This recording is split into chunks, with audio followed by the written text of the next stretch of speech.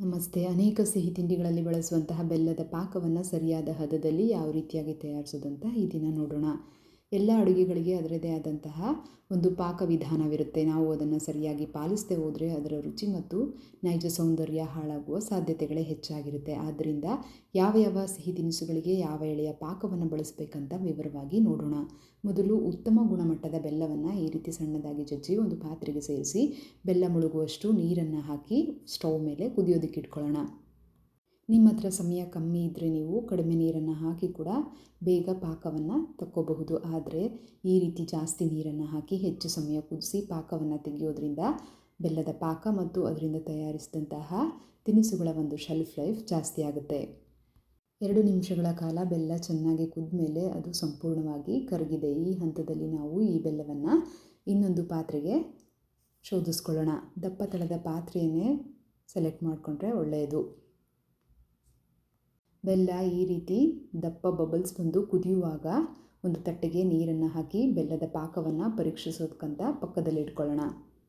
ಬೆಲ್ಲ ಚೆನ್ನಾಗಿ ಕುದ್ದು ಈ ಹಂತವನ್ನು ತಲುಪಿದಾಗ ಬೆಲ್ಲದ ಪಾಕವನ್ನು ಬಿಟ್ಟು ನಾವು ಬೇರೆ ಕೆಲಸಗಳನ್ನು ಮಾಡೋದಕ್ಕಂತ ಹೋಗಬಾರ್ದು. ಯಾಕಂದರೆ ಈ ಹಂತದಲ್ಲಿ ನಾವು ಪದೇ ಪದೇ ಬೆಲ್ಲದ ಪರೀಕ್ಷೆಯನ್ನು ಮಾಡಬೇಕಾಗತ್ತೆ.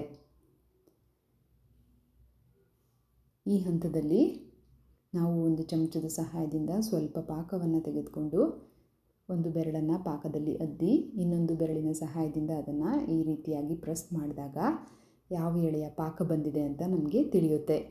ನೋಡಿ, ನನಗೆ ಈಗ ಅರ್ಧ ಎಳೆಯ ಪಾಕ ಬಂದಿದೆ. ಈ ಒಂದು ಪಾಕವನ್ನು ನಾವು ಎಳ್ಳು ಉಂಡೆ, ಸಾಫ್ಟ್ ಮೋತಿಚೂರ್ ಲಡ್ಡು ಮತ್ತು ಸಾಫ್ಟ್ ಆದಂತಹ ಅನೇಕ ಸಿಹಿ ತಿಂಡಿಗಳನ್ನು ತಯಾರಿಸೋದಕ್ಕೆ ಬಳಸ್ಕೋಬಹುದು.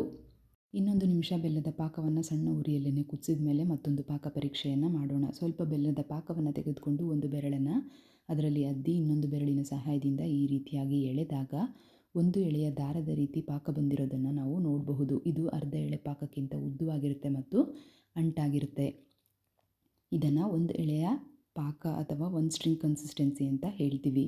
ಇದನ್ನು ಮುಖ್ಯವಾಗಿ ಶೇಂಗಾ ಉಂಡೆ, ಕಡಲೆ ಉಂಡೆ ಮತ್ತು ಬೂಂದಿಯ ಉಂಡೆಗಳನ್ನು ತಯಾರಿಸೋದಕ್ಕೆ ಬಳಸ್ತೀವಿ.